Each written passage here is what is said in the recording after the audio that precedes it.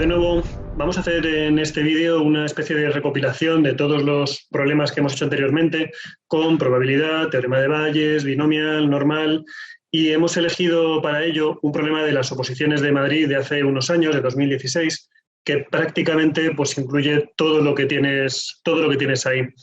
Es muy interesante este problema porque fíjate que es el tipo de ejercicios que se le propone a los profesores para acceder a ser profesor. Obviamente es un problema fácil dentro de los que podría haber en la oposición, o al menos si tú entiendes toda esta parte de la probabilidad, pero piensa que un profesor para hacer este ejercicio tiene media hora nada más. Entre que lo enfoca, lo realiza, lo calcula y todo esto, solo tiene media hora.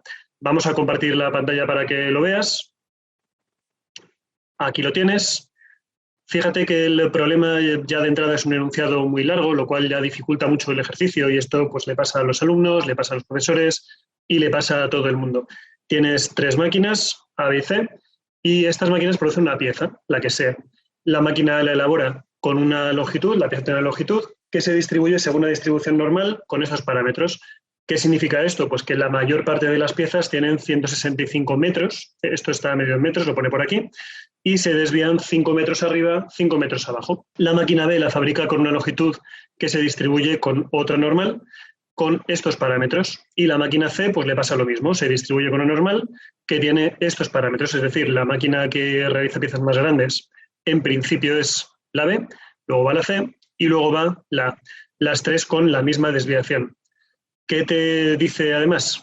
Que las longitudes están en metros, tiene que ser así, y esto es muy importante, dice, las 3 máquinas fabrican en gran cantidad. ¿Qué significa en gran cantidad? Significa que tú puedes utilizar probabilidad o lo que es lo mismo, la frecuencia es tan grande, el número de experimentos es tan grande, la ley de los grandes números y todo lo que vimos en los primeros vídeos se puede utilizar en este problema. Ahora vienen las preguntas, dice, el 50% de la producción la hace la máquina A, el 20% la hace la máquina B, y el resto de la producción, es decir, un 30%, se realiza en la máquina C.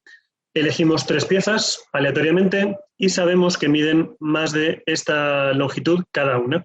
Y te pregunta cuál es la probabilidad de que pertenezcan a la tercera máquina. Vamos a centrarnos en este problema nada más hasta ahora. Y fíjate que un poco pues, vamos a ir colocando los datos que tenemos. El primero que yo haría por lo menos sería un diagrama de árbol. Yo tengo 3 máquinas, la máquina A, la máquina B o la máquina C. Pues ahí colocamos a la A, ahí colocamos la B y ahí colocamos la C. ¿Cuál es la probabilidad de elegir una pieza que haya sido hecha en la máquina A? Si el 50% de la producción lo hace la máquina A, el porcentaje es equivalente a una probabilidad en cuanto a que dice que tenemos muchos experimentos.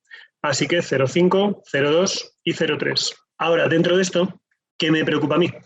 Dice que se eligen 3 piezas al azar y se sabe que miden más de 173 cada una. Entonces, de cada una de estas ramas vamos a sacar 3 ramas más, que son o bien más de 173 o bien menos de 173. De una forma sencilla, podríamos decir con una M, que es mayor o no mayor. Esta de aquí va a ser mayor o no mayor, y esta de aquí va a ser mayor o no mayor. Esto fíjate que no es nada distinto de los ejercicios que hicimos al principio. ¿Qué está ocurriendo aquí? Que tenemos probabilidad condicionada, porque no es lo mismo que sea mayor a 163 cuando sale de la máquina A, de la B o de la C, porque cada una de ellas tiene sus propias características. ¿Qué significa? Necesitamos ponerle apellidos o, lo que es lo mismo, condiciones. Que sea mayor a esta longitud viniendo por la máquina A, que sea mayor o no a esta longitud viniendo por la máquina B y que sea mayor o no viniendo por la máquina C. ¿Cuál es el primer problema que tenemos aquí? ¿Cómo se calculan las probabilidades de que sea mayor que esta cantidad, 173, si estamos en la máquina A, en la máquina B o en la máquina C? Y aquí empezaría pues, un poco la primera parte interesante del problema. ¿Qué le ocurre a las piezas de la máquina A? Dice que se distribuyen por una normal con estos parámetros. Es decir, colocado en notación así un poco en condiciones, la variable XA se distribuye según una normal de 165 de media y 5 de desviación. Lo mismo le ocurre a la variable B y a la variable C. Hasta aquí, fíjate que no hemos hecho mucho más de colocar los datos y ahora empiezan, digamos, las cuentas como tal. En este problema pasó una cosa muy interesante, tampoco es algo que sea muy relevante. Casi todas las tablas de normal, cuando tienes pues en bachillerato y así, tienes una tabla de normal, siempre te dan la probabilidad de que una variable sea menor que un número. Sin embargo, en esta prueba, pues te daban una tabla de este estilo, en la cual las probabilidades eran de que fuese mayor que ese número. Fíjate, por ejemplo, aquí al final, en las tablas habituales, pues aquí son todo nueves, 0,9999, 0,9999. ¿Por qué? La probabilidad de que la variable esté por debajo de 3 y algo, 3,6, 3,7, prácticamente es 1. Pero esta es una tabla que te dice que sea mayor que un cierto número. Entonces, la probabilidad de que, me remito a las aguas de Venecia de los ejemplos de la normal, las aguas de Venecia estén por encima de 3 metros, evidentemente debería ser muy pequeña. Sería raro si no, cuando fuésemos a Venecia, que fuese una probabilidad razonable porque podría haber olas de hasta un piso de altura.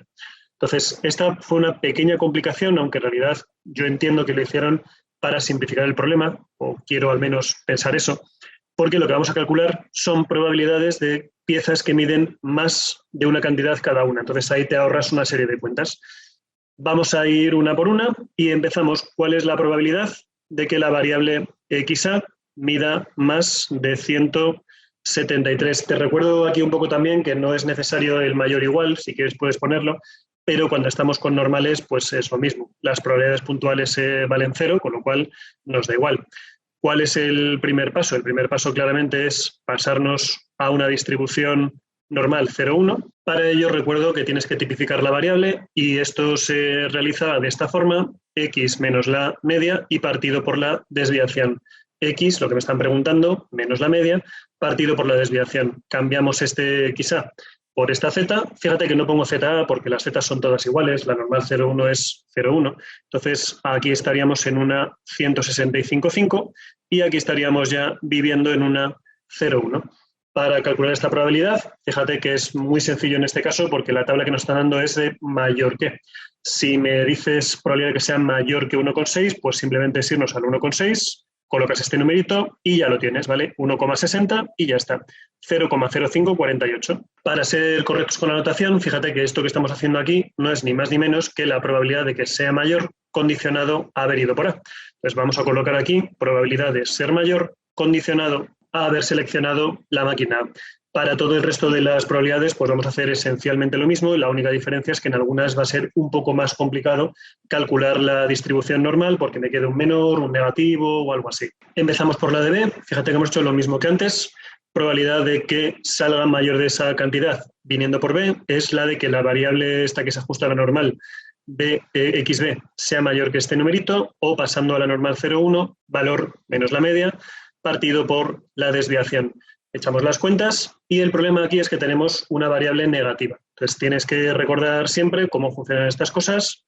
Al ser negativa me está diciendo esta zona de aquí, pero esto es lo mismo que si yo le doy la vuelta a la gráfica y te digo que esto es menor que 0,4.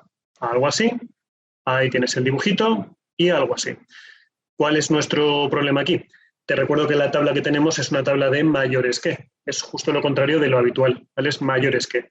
Entonces, bueno, lo que en nuestros problemas habituales el cálculo estaba ya prácticamente hecho, pues en este no. Tienes que tomar toda la figura entera, que vale 1. Te recuerdo que esto es todo el área completa de la distribución normal y tienes que restarle la probabilidad de que z sea mayor que 0,4. Es lo mismo que hicimos en los problemas de la normal, pero al revés. Ya con esto solo nos queda mirar en la tabla. 0,4 es 0,3446 y finalmente me queda 0,6554. Vamos a remarcar los resultados porque fíjate que ya cuando los problemas son así de extensos es muy importante que tengas claro dónde está cada cosa. Vamos al apartado C, es un poco la misma historieta que antes. He colocado aquí abajo las normales para que tengamos todo más o menos claro. Aquí era una 175,5, 175, con lo cual en el cambio de la C tienes la variable que estamos buscando, 173, le restamos la media, dividimos por la desviación y ahí lo tienes, que z sea mayor que 0,6. De nuevo, este es muy sencillo porque 0,6 está aquí, 0,2743. Y con eso tendríamos ya todo el diagrama completo. Vamos a copiarlo aquí abajo. Lo he hecho un poquito más grande que antes para que se vea suficientemente bien. Las tres opciones y cada una de ellas con si sale mayor o no sale mayor, mayor no mayor, mayor no mayor. Fíjate que para que quede un poco más bonito, como no nos están preguntando nada de que no sea mayor, he cerrado estos caminos, como diciendo que por ahí no se puede ir, y así me permite colocar aquí los sucesos y me caben las probabilidades aquí en cada uno de los que sí me interesan, que son de que sean mayor que. Volvemos a la pregunta y lo que nos está diciendo es que, sabiendo todo esto, se eligen 3 piezas al azar, que este dato nos va a dar un poco igual ahora, y se sabe que miden más de esta cantidad cada una. Ya sabemos que miden más de esta cantidad. ¿Y eso a qué te recuerda? Al teorema de Bayes. Te recuerdo el teorema de Bayes. Si ya sabemos que miden más de esa cantidad, lo que estamos diciendo es que ya sabemos que hemos ido o por este camino, o por este camino, o por este camino. Es decir, yo ya sé que estoy en uno de esos 3 caminos sí o sí. Y lo que me dice es cuál es la probabilidad de que pertenezcan a la tercera máquina. Es decir, el camino que me valdría sería solamente este que viene por aquí, que es la probabilidad de que pertenezca a la tercera máquina. Estoy haciendo un poco lo mismo que hicimos en los vídeos, estoy pintando en colores para que se vea suficientemente bien. Entonces, el camino que nos sirve sería este de aquí. ¿Qué dice el teorema de Bayes? Pues esencialmente dice que ahora mismo tu nuevo espacio muestral es lo que está en verde, porque yo ya sé que estoy ahí, lo demás no me interesa, y los sucesos favorables, entre comillas, son los que están pintados en naranja, en este caso solamente este de aquí. Así que vamos a apuntar el teorema de Bayes tal cual lo tenemos. Recuerdo que esto es una oposición, tienes que además que explicarlo todo muy bien, y aquí arriba deberías poner teorema de Bayes, y lo que decía el teorema de Bayes es que lo que me están pidiendo que es, sabiendo que la pieza es mayor que esa cantidad, ¿cuál es la probabilidad de venir por C? Te recuerdo que lo que sabes es lo que está al final y lo que tú estás buscando es lo que está al principio. Entonces, ¿cómo se realizaba el teorema de Bayes? Pues aquí abajo tienes el nuevo espacio muestral, entre comillas, que es todo esto de aquí que está en verde. ¿Y eso qué es? La probabilidad de que sea mayor que esa cantidad. Y en la parte de arriba solamente el suceso que nos interesa, que lo hemos pintado en naranja. El naranja es un color que todavía no he colocado aquí arriba, ahí lo tienes. Entonces, en la parte de arriba lo que nos interesa es solamente este camino, que es la intersección entre C y M. Y este es el teorema de Bayes, nada más. Ahora, ¿cómo se desarrolla todo esto? Pues fíjate que la parte de abajo es razonablemente sencilla por el teorema de la probabilidad total. Esto lo ideal sería una frasecilla. Fíjate además el tiempo, porque los problemas en la posición suelen ser muy largos, ¿vale, gente? Son muy largos y además tienes que explicarlo todo muy bien, que esta es un poco la clave de esto, ¿no? Entonces, ¿esta probabilidad que es igual? Pues será la de ir por la rama de arriba, que es A intersección con M, más la probabilidad de B intersección con M, más la probabilidad de C intersección con M, que podíamos haber copiado lo que estaba arriba, pero bueno, con esto así queda mucho más claro. Y la parte que tenemos aquí arriba, que es pues para que yo pueda ir por esta rama de aquí abajo, tenemos que ir primero por C y después tenemos que ir por la rama MC, es decir, por la rama de la condición, sabiendo que hemos ido por C, que sea mayor que esa cantidad. Seguimos colocándolo todo así en colores y bien puesto. Los colores, por supuesto, bueno, en la posición de hecho no se podría poner colores, por razones que si quieres te cuento en clase. Y vamos a ir colocando aquí cada una de ellas. Entonces, esta probabilidad, como ya sabes, es probabilidad de A por la probabilidad de M condicionado con A. Y arriba ya pues vamos metiendo los numeritos. Ahora sí, 0,3 por 0,2743. Para la parte de abajo, pues ya estás viendo un poco hacia dónde vamos encaminados. Esto yo creo que lo tenemos ya prácticamente listo. Así que sustituimos ya todos los números. ¿Qué me quedaría? Algo así. Probabilidad de A, 0,5 por 0,0548. Aquí, probabilidad de B, 0,2 por el final de su rama, que es 0,6554, más la probabilidad de C con la probabilidad de M condicionada a C, que como ya lo hemos hecho aquí arriba, pues simplemente copiamos una y otra y ya está. He puesto esto así porque además es muy interesante que veas que el espacio muestral, de nuevo entre comillas, tiene que ser siempre mayor o igual a esta parte de aquí arriba. Entonces, esto tiene que cumplirse sí o sí. Aquí abajo tienes la misma cantidad que arriba, pero sumando una serie de cosas. Entonces, sí o sí, tiene que ser mayor la parte de abajo a la parte de arriba. Y de hecho, voy a colocar el último paso solamente para que veas que es verdad. El número de aquí abajo es mayor, por sentido común, que el número que está aquí arriba. Es una probabilidad, no puede quedar nunca mayor que 1. Y ya por último, pues haciendo la cuenta, tenemos que es 0,3418. ¿Hemos acabado el problema? Pues no. ¿Por qué? Esta es la probabilidad de que una de las piezas que hemos elegido al azar le pase todo esto que dice el problema, pero dice que son 3 piezas al azar. Pues, al ser 3 piezas y ser sucesos totalmente independientes, esto se ajusta a una binomial con 3 experimentos y con probabilidad de éxito 0,3418. En este caso ni siquiera haría falta lo de la binomial porque es muy sencillo, pero creo que así queda mucho más bonito. Lo que me están preguntando es cuál es la probabilidad de que, vamos a llamarle xbin, por ejemplo, a esta variable, así que cuál es la probabilidad de que xbin sea igual a 3. Claro, en este caso es muy sencillo, pues la que hemos calculado antes, vamos a llamarle pbin, por ejemplo, elevado al cubo. La única opción para que ocurran 3 sucesos independientes consecutivos es que pase el primero, que pase el segundo y que pase el tercero, este por este y por este, nada más. Si hicieses todas las cuentas, pues tendrías tu número combinatorio y todo esto y te sigue quedando este elevado al cubo. Otra cosa es que te dijesen 2 de las 3 piezas queden por encima de. Ahí sí habría que hacer alguna cuenta más, pero en este caso, pues simplemente tienes que elevar 0,3418 al cubo y el resultado final es 0,0399. Aquí tienes la primera parte del problema. Fíjate que no es que sea infinitamente difícil, pero nos ha llevado un rato interesante y te recuerdo que en una posición un profesor tiene exactamente media hora para cada problema en promedio. Son 4 problemas, tiene 2 horas para hacerlo, o al menos en esta posición. En otros son a lo mejor más problemas y más tiempo, pero la proporción más o menos es media hora por cada problema. Y aún nos falta el apartado B. Dice, si se eligen 100 piezas al azar de la máquina B, independientes una de otras, muy interesante esto y muy importante, ¿cuál es la probabilidad de que al menos 60 midan más de esta cantidad? Vámonos a ir aquí a este lateral y lo vamos a hacer aquí. El primer punto es darte cuenta de que si elegimos 100 piezas al azar de la máquina B, lo que tenemos es claramente una binomial. Entonces, una binomial, recuerdo que eran experimentos dicotómicos, cosa que en este caso se cumple, porque lo que tenemos es que salga mayor de esta cantidad o no salga mayor de esta cantidad. A partir de ahí, tienes que ver cuántos experimentos tienes y que sean independientes, es decir, que todos ellos sean exactamente iguales. En este caso no depende una pieza de la anterior, son todos iguales y hemos dicho que tenemos 100 experimentos. Y el segundo parámetro es cuál es la probabilidad de éxito. Si lo que estamos buscando es que midan más de esta cantidad, pues la probabilidad de éxito es que midan más de esa cantidad. Claro, aquí no nos importa ya ni el A, ni el B, ni el C. O sea, ya sabemos que estamos aquí y simplemente estamos en esta pequeña rama que tenemos ahí, 0,6554. Estamos solo trabajando con la máquina B. Ni la A ni la C nos importan para nada, con lo cual probabilidad de éxito es 0,6554. ¿Cuál es el problema con las binomiales? Lo que me están pidiendo es cuál es la probabilidad de que mi variable, bueno, le he puesto xf como diciendo x final, ¿vale? Tampoco se me ocurría nada mejor.